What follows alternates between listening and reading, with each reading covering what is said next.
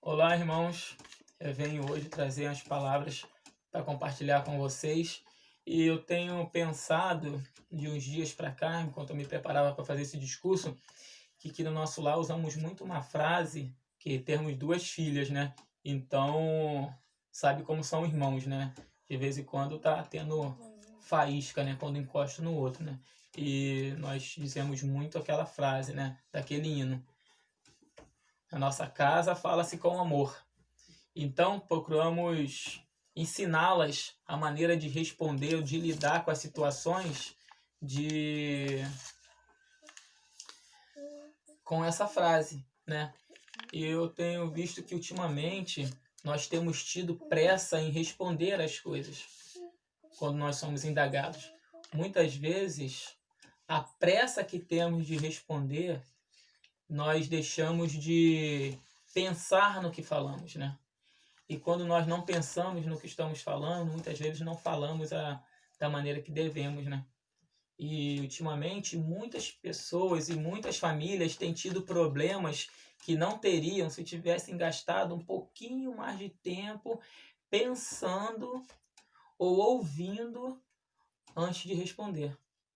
Quando nós ouvimos com mais calma, nós podemos dar respostas mais adequadas, né? Porque, como diz no hino 138, as palavras podem matar o amor também. Então, nós podemos usar as palavras, usar a sabedoria que temos para poder falar com as pessoas da maneira que devemos, né?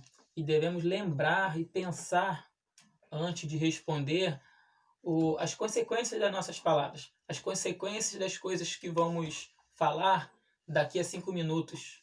Qual é a consequência das coisas que falarmos daqui a uma semana? Qual será as consequências das coisas que falarmos daqui a um ano ou daqui a 50 anos?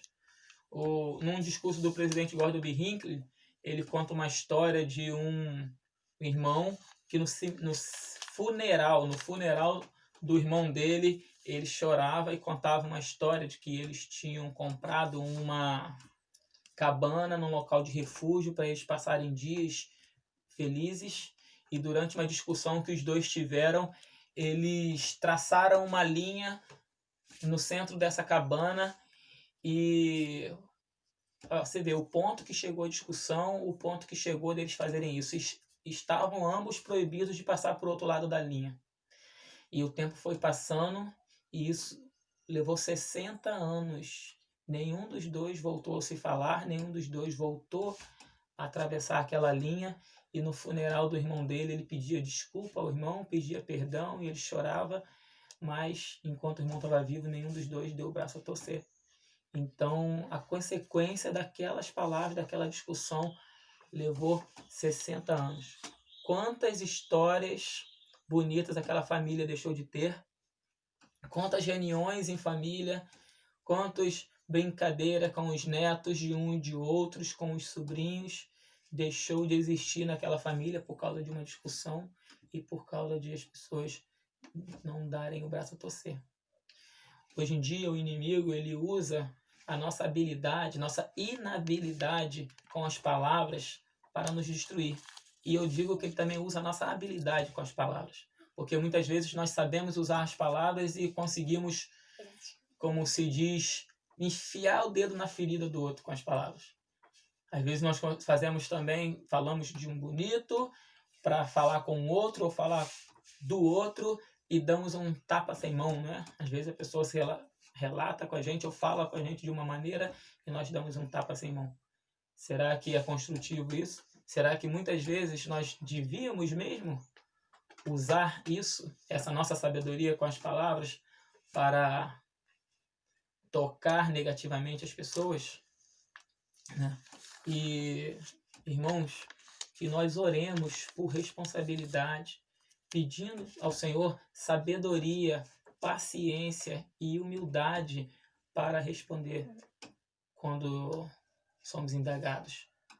E que possamos orar ao Senhor para que Ele nos dê amor e nos dê longanimidade e amizade para saber como lidar com as situações e usar nossas palavras para construir um lar feliz, um lar mais humilde, um lar mais humano e um lar mais alegre. Que são essas palavras, irmão, que eu compartilho com vocês e que nós possamos usar nossas palavras de maneira correta. No nome sagrado de Jesus Cristo. Amém.